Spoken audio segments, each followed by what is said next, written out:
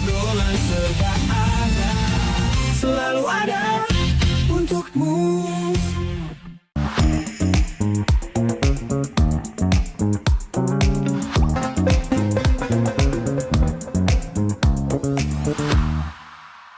Apa kabar Sobatkom? Hari ini kita kembali berjumpa dalam O Serba, obrolan serba ada. Dan kita akan berbincang tentang apa saja, namun hari ini ada yang sedikit berbeda yang akan kita obrolkan bersama narasumber yang telah hadir di Radio Praja TV. Dan kami ingatkan program ini didukung penuh oleh Diskominfo Kota Bontang. Dan untuk pertemuan kita di Oserba kali ini, saya kedatangan kawan-kawan yang sedikit berbeda dalam dunia pendidikan, yaitu mereka yang bergerak di sekolah alam.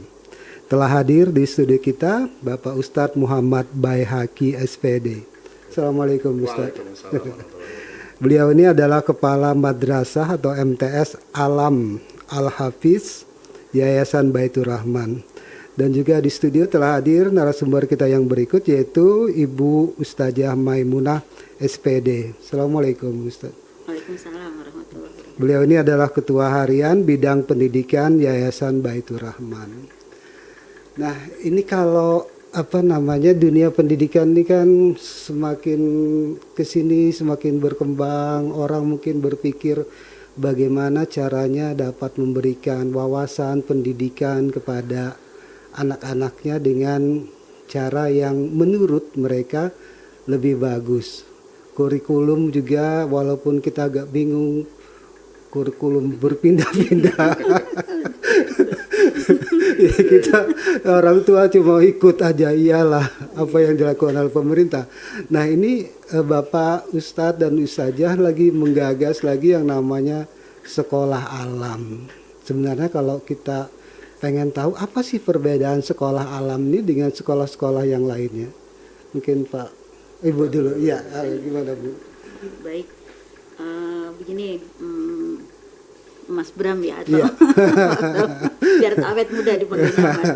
Jadi sekolah alam ini merupakan sebuah konsep sekolah yang mendekatkan alam sebagai media pembelajaran untuk anak-anak. Jadi sekolah alam sendiri punya dua misi besar ya. Yeah.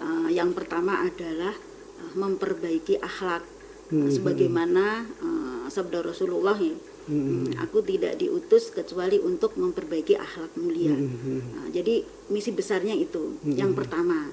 Terus yang kedua adalah menjadi rahmatan lil alamin, yaitu memberikan kemanfaatan yang seluas-luasnya kepada seluruh alam. Jadi tidak hanya manusianya tapi seluruh alam. Nah, dua misi besar ini itu akan dicapai gitu ya, melalui 4 pilar yang kita terapkan di sekolah ya. Yang pertama itu adalah pilar akhlak, di mana pilar akhlak ini tujuannya akhir adalah mengetahui cara manusia itu tunduk kepada Allah gitu ya. Terus yang kedua adalah pilar logika ilmiah. Nah ini banyak cakupan yang berada di logika ilmiah ini ya. Dimulai dari literasi bahasa, numerasi, sains dan teknologi, serta seni dan kreativitas. Nah, tujuan akhir dari pilar logika ilmiah ini adalah mengetahui cara tunduk makhluk-makhluk kepada Allah. Terus pilar yang ketiga adalah pilar kepemimpinan. Nah ini tujuan akhirnya adalah untuk mengetahui bagaimana cara mengelola bumi ini yang ujung-ujungnya akan mencapai kelestarian lingkungan dan kedamaian. Mungkin kalau kelestarian lingkungan itu ini ya secara umum sudah dikenal dengan green gitu ya. Terus kedamaian itu peace. Nah itu tujuan dari kepemimpinan. Nah yang terakhir itu adalah pilar bisnis. Emang anak-anak udah diajarin bisnis. Nah ini memang iya gitu, karena tujuan dari pengajaran bisnis itu sendiri adalah mengetahui cara mencari rezeki ya yang halal. Nah itu memang menjadi pilar yang penting juga untuk diberikan kepada anak-anak untuk bekal kemandirian mereka. Jadi kami meyakini bahwa pendidikan sejati itu adalah pendidikan yang selaras dengan tujuan penciptaan manusia gitu ya. Sebagai kalau di kami ya itu merujuk kepada Al-Qur'an surat Al-Baqarah ayat ke-30. Nah itu qala rabbukum lil malaikati inni ja'ilun fil ardi khalifah. Jadi Allah itu menciptakan manusia dengan tujuan sebagai atau peran sebagai khalifatullah fil ard, khalifah. Jadi pemimpin, pengelola gitu dan pemakmur bumi. Gitu. Jadi dari situlah sekolah alam ini, dari tujuan penciptaan manusia itulah sekolah alam ini diikhtiarkan gitu ya, untuk konsep-konsepnya itu bisa diterapkan. Jadi memang untuk tujuan itu gitu. Tujuan menjadi khalifah fil ard. Itu sih Mas. Jadi kalau tangkapan saya itu kita boleh mencari ilmu setinggi-tingginya, tapi pada akhirnya kita akan kembali ke alam juga gitu ya. Betul. Jadi banyak orang nih sekarang lebih bagaimana karir ya. Iya. Jadi urusan agama nanti dulu lah. Padahal kalau kita lihat sekarang begitu banyaknya orang tua termasuk saya itu tadinya berpikir begitu, urusan agama nanti belakangan, anak kita sekolahin dulu gitu. Ternyata memberikan pendidikan agama di belakang itu lebih sulit. Lebih sulit kita alami itu. Jadi sholat misalnya, kewajiban sholat itu yang tadinya udah nantilah tunggu tunggu dapat hidayah. Tapi ternyata kesini-sini itu semakin dia tumbuh dewasa, karena dasarnya kita tidak berikan, semakin sulit kita untuk memberikan itu. Jadi ya saya jadi tertarik dengan apa yang diberikan Ibu tadi, bahwa pendidikan itu harus selaras ya. Jadi pendidikan nasionalnya, kurikulum nasionalnya itu yang dari Dinas Pendidikan tetap ada, tapi juga diselaraskan dengan muatan-muatan lokal itu tadi. Dan alam itu memang karena kita itu bagian dari alam, dan alam itu adalah yang terdekat dengan kita, maka dengan mempelajari alam itu akan memudahkan kita untuk mengenal siapa sih yang menciptakan alam itu, siapa sih yang menciptakan kita gitu, karena kita bagian dari alam. Itu lebih memudahkan daripada mungkin mencari contoh yang jauh-jauh ya. Jadi dengan pendekatan alam itu insya Allah memudahkan untuk seseorang itu mendapatkan atau memberi gambaran robaniyahnya ya. Jadi kepada Allah itu seperti apa itu lebih mudah dengan melalui pendekatan alam. Tapi soal alam itu juga tidak semata-mata yang hanya di luar gitu ya. Kadang-kadang kan mungkin cuman lihatnya cuman main-main di luar gitu ya. Itu udah belajar apa? Padahal justru disitulah anak-anak itu bakal banyak belajar. Kadang kan ini sekolah kok banyak keluarnya. Banyak keluarnya. Justru ketika keluar itu kita memberikan banyak pengalaman kepada anak-anak. Jadi kenapa kita keluar? Jadi kita mengenalkan dunia luar kepada anak, bukan kita ini loh saya ada di sini, bukan, tapi justru kita mengenalkan anak-anak bahwa anak-anak itu dengan, kalau kita bahasanya ekspedisi. Ekspedisi itu keluar itu mengenalkan dunia luar. Bagaimana caranya supaya kita terkenal di daerah kita? Ya itu kita harus bermanfaat untuk daerah kita. Jadi memberikan manfaat yang sebanyak-banyaklah, memberikan manfaat yang sebanyak-banyaknya agar kita dikenal. Jadi cara kita dikenal seperti itu, bukan berarti kita keluar berarti kita harus dikenal orang. Itu kan justru kita belajar gitu. Makanya di sini istilah kita belajar bersama alam, bukan saja belajar bersama alam itu dari alam sekitar aja, bukan dari alam pohon tumbuhan, tapi lingkungan sekitar, masyarakat itu juga bagian dari alam semuanya. Nah, Ustadz ini kan kepala sekolah untuk tingkatan sanawiyah ya. Kalau kita lihat dari tumbuh kembang anak nih, sanawiyah itu kalau dalam Islam itu disebutnya apa? Akil balik itu tadi ya? Akil balik. Jadi, ini gimana peranan madrasah terhadap perkembangan tumbuh Itu apa yang harus dilakukan? Gitu. Ya, ini memang kita yang pertama kan fokus ke akhlak. Nah, saya ini mengutip kata-kata Bang Lindo. Bang Lindo itu konseptor sekolah alam. Beliau adalah konseptor sekolah alam. Kalau kata beliau, kalau misalnya mau pendidikan kita bagus, urusin dulu aja akhlaknya. Jadi emang ketika untuk mendidik anak-anak itu menjadi anak yang dewasa, ya kita awali dari akhlaknya dulu. Dari akhlak, dari pengenalan agama, dari penguatan iman, karena iman dan akhlak itu adalah pondasi dari semuanya gitu lah. Ya. Kalau misalnya ada nih S1, S2, S3 jadi pejabat, mohon maaf jadi orang yang punya wewenang, tapi dia maaf tidak jujur, terus ya melakukan hal tidak baik, itu kan berarti ada yang salah nih. Justru itu kita akhlak dulu yang dibetulin agar nanti kelaknya akan jadi khalifatullah fil ard ya. Salah satu misi tadi itu yang tadi menyempurnakan akhlak yaitu menjadi Abdullah sekaligus khalifatullah fil ard, yaitu pengelola alam sejati. Yang semuanya tadi berdasarkan akhlak dan iman yang kuat. Nah, kalau di sekolah kita sendiri kan kurikulum tadi kan sempat ini ada kurikulumnya seperti apa sih? Kita nih kurikulum kita memang dibagi tadi sesuai dengan pilar yang turunan dari 4 pilar tadi disebut oleh Bu Mutmainah. Ada pilar akhlak, kemudian logika ilmiah, kemudian satu lagi leadership, yang keempatnya adalah bisnis. Ya.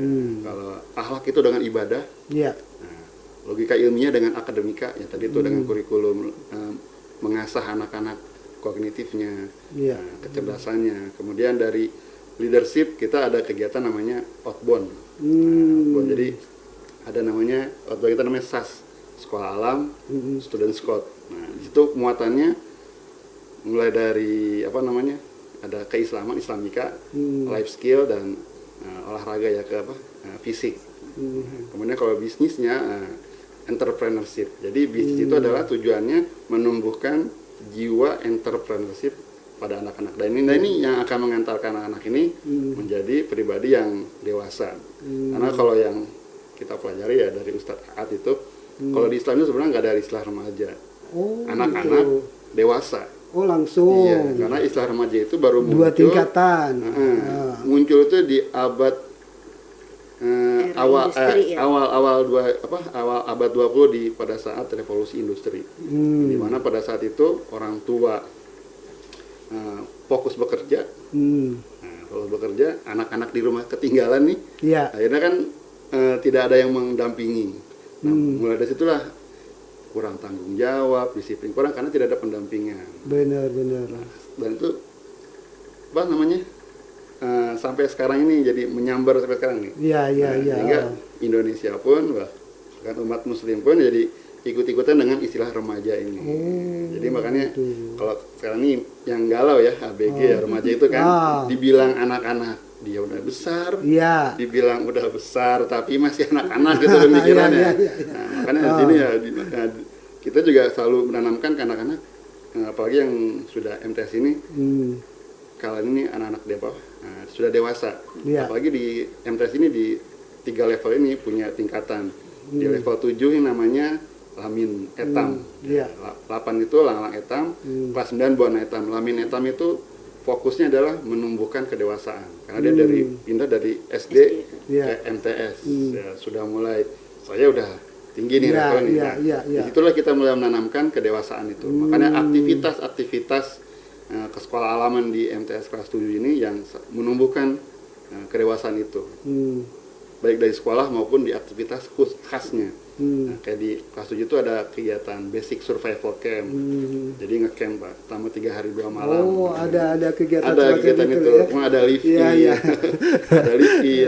Jadi kita tinggal. Menarik, tapi nanti kita lanjutkan lagi obrolan kita di Oserba hari ini di obrolan serba ada. Sobat Kom, nanti kita akan obrolin lagi bagaimana sih menariknya sekolah alam ini bagi tumbuh kembang anak-anak kita. Tetap di Oserba dan kami akan kembali sesaat lagi. Obrolan serba ada, selalu ada untukmu.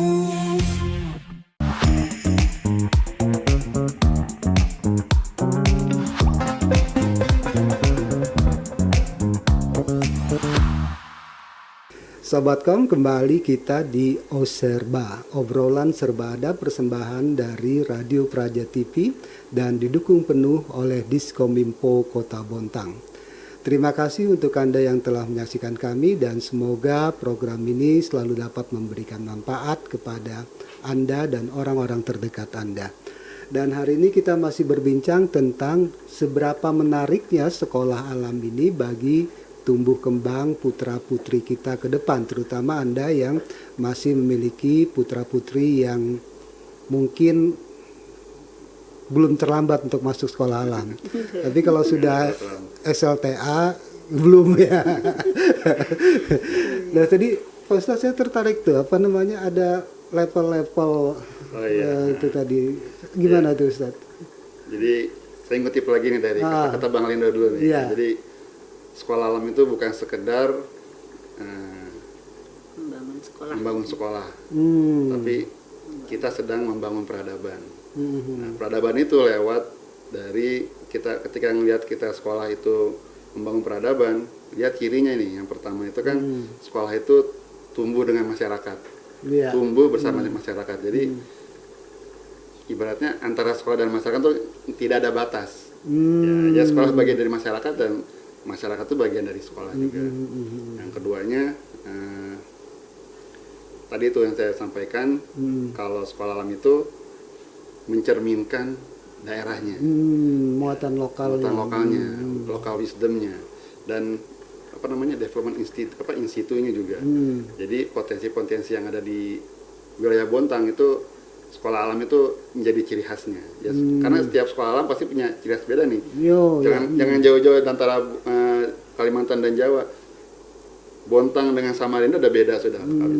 Bontang dengan Balikpapan sudah beda. Nah, itu yang menjadi ciri khasnya Bontang. Yang ketiganya, sekolah alam itu harus mendunia.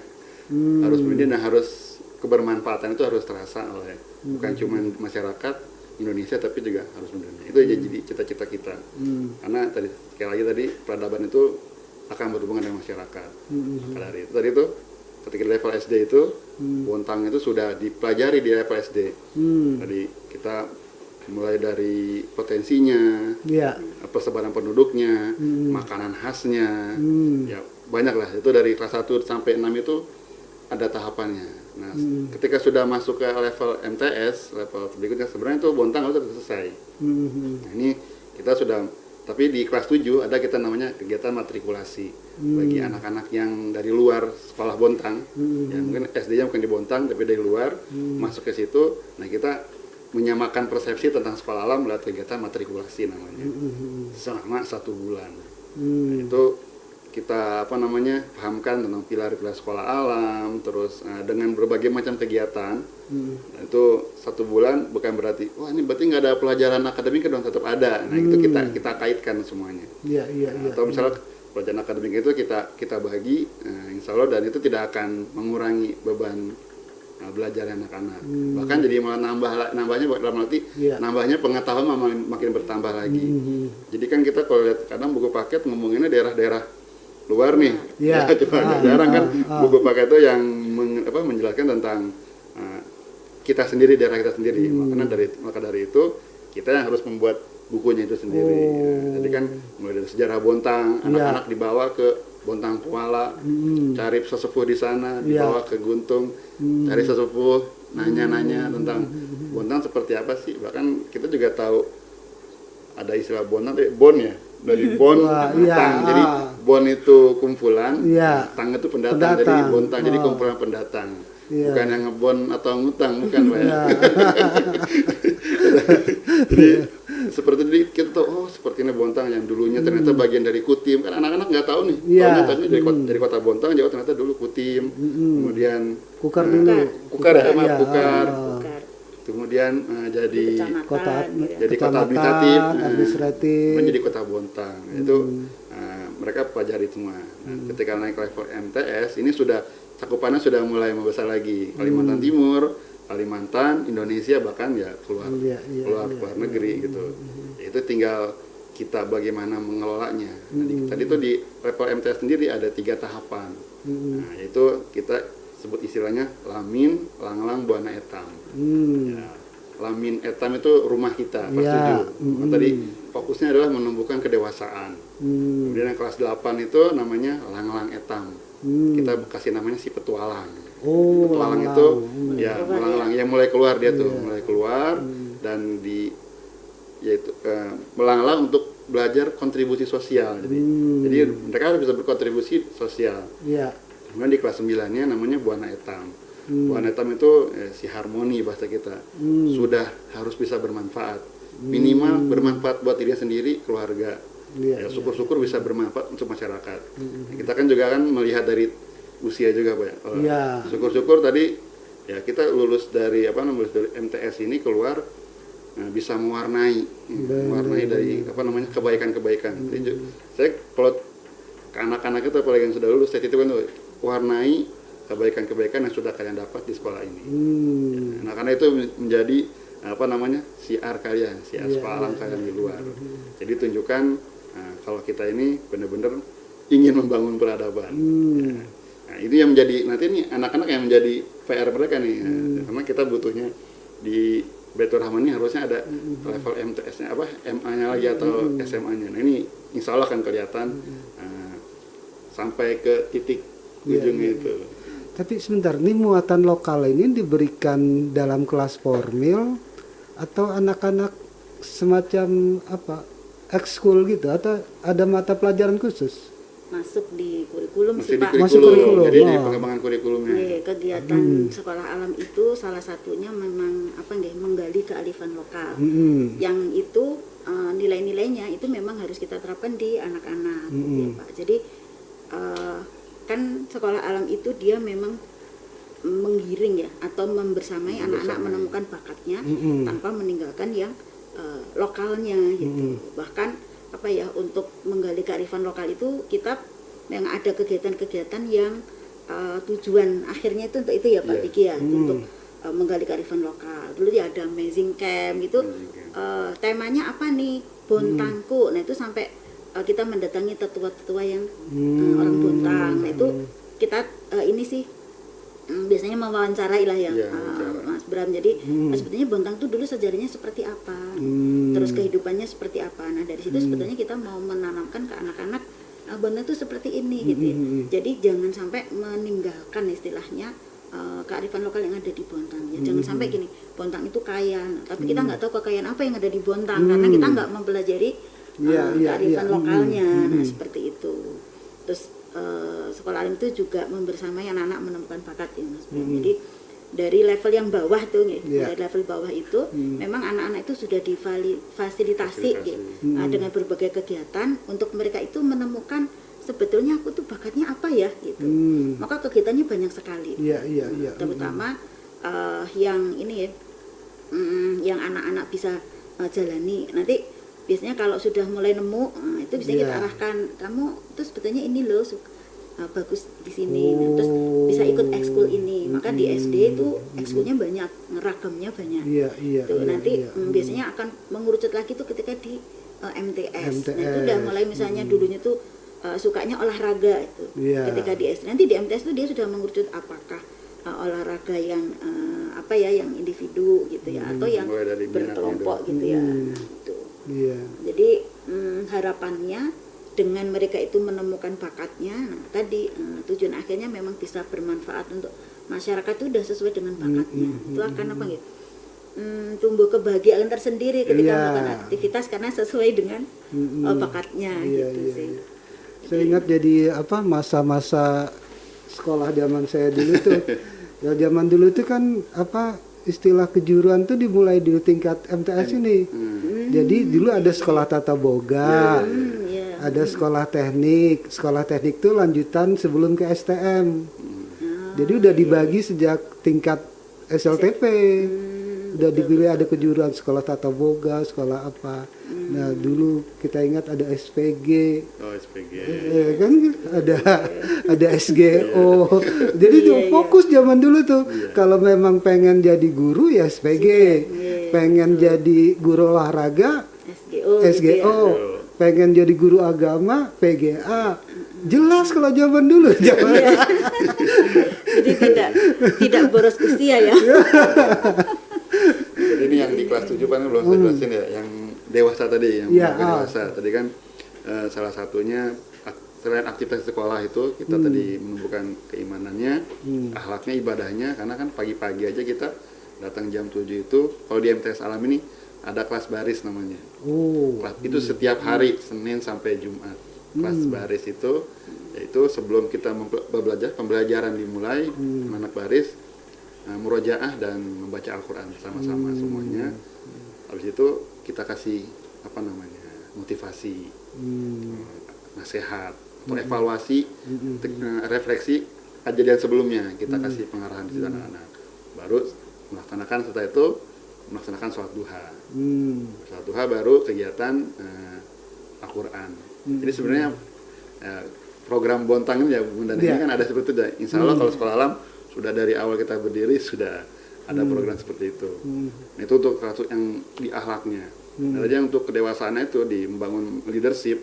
Nah, tadi ada kegiatan kita basic survival camp. Nah, itu anak-anak memang dibawa camp selama 3 hari 2 malam di kalau basic survival camp masih wilayahnya masih Bontang aja. Paling Bontang, Teluk Pandan. Kita bawa situ ngecamp selama 3-2 malam. Tetap basicnya kita ekspedisi, bahasa di sekolahnya ekspedisi religi ya. Tetap kita tanamkan ketika seperti itu, menanamkan keagamaannya itu, bukan cuma survivalnya aja. Mereka kan jauh dari orang tua nih. 3-2 malam. Nanti ada lagi program berikutnya namanya live in. Live in itu lebih ya, kalau sekarang lebih lama lagi. Kalau sekarang bahasanya nih, kalau di kuliah tuh KKN. Jadi kita SMP ini di MTS berarti ini dilepas anak-anak. Dilepas. Jadi kelas 7 ini kita ada kegiatan live in. Live in itu berarti dia belajar menjadi orang situ. Belajar menjadi orang situ tadi. Karena di SD sudah menggali potensinya Bontang. Nah, di live in ini kita menggali potensi yang di sekitaran Bontang. Di Kalimantan Timur. Itu kan kita gali kan. Pernah di Biduk-Biduk kita, Pak. Pernah di Desa Salangkau. Pernah juga di Babulu, di Penajam sana. Itu di Muara Badak juga pernah, Muara Badak. Kalau yang di Bontang pernah juga di Gusung, itu SD.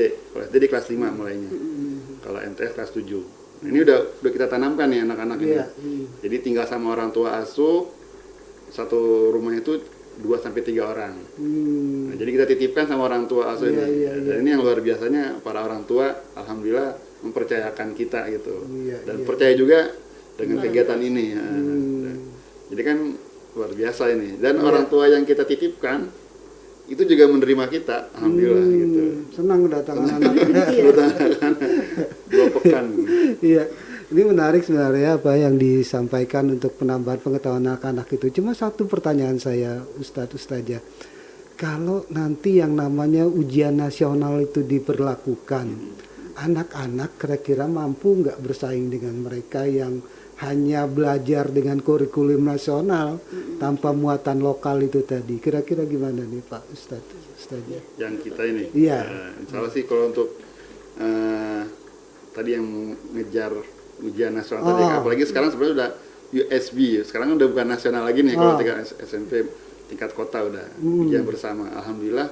Kalau untuk di kegiatan akademika anak-anak masih bisa mengejar, bahkan bisa bersaing dengan saya Bontang ya, bahkan di luar Bontang nih. Saya juga di pelepasan kemarin ada orang tua ini 3-3-nya anaknya di MTS Alam. Nah, yang anak pertamanya ini bahkan sekarang sampai diterima di Teknik Kimia UI. Jadi bahkan begitu lulus MTS di SMA-nya di kalau nggak salah di Al-Iza itu, dia bahkan sampai nilai tertinggi di sana itu. Jadi sebenarnya kan kita banyak kegiatan dan juga banyak juga tapi kita juga dituntut untuk kurikulum akademiknya juga. Alhamdulillah dengan begitu anak-anak karena dia sudah terbiasa di luar, daya nalarnya juga sudah sering ya kan problem solving, Iya. ya mengalami keadaan-keadaan yang berbagai macam keadaan. Iya. Nah, dan mereka juga ketika belajar bisa fokus juga. Emang tumbuh dari Ya, tumbuh dari keinginannya. sendiri, ya. Dan insya Allah sih kita kan tadi tuh yang Bu Mu sampaikan, setiap anak itu kan punya bakat ya. Benar. Ada yang bakatnya dia tahfiz, Iya. ada yang bakatnya di akademik tadi itu. Mungkin tadi yang anak ini yang punya bakat di akademik dia. Nah, karena kita tidak bisa menyamakan semua anak-anak itu harus pintar semuanya, bisa. Benar, gitu. benar, Nah, benar. Tapi mungkin dia nggak pintar misalnya nggak pintar di matematika, tapi mungkin pintar di IPA-nya, Iya. atau nggak pintar di IPA matematika di public speaking-nya. Ada, kita punya siswa seperti itu. Dia mungkin akademiknya standar. Iya. Tapi ketika kita ajak ini live in, temennya banyak banget. Jadi Iya. begitu pulang banyak yang nganterin, terus pada nangis juga teman-temannya, orang tuanya, karena memang komunikasinya bagus, dia sosialisasinya bagus. Nah, itu kita menemukan bakat anak itu ketika ada kegiatan. Karena Iya, bakat benar, itu benar. muncul kalau kata 3B ya. 3B itu kita banyak aktivitas. Benar.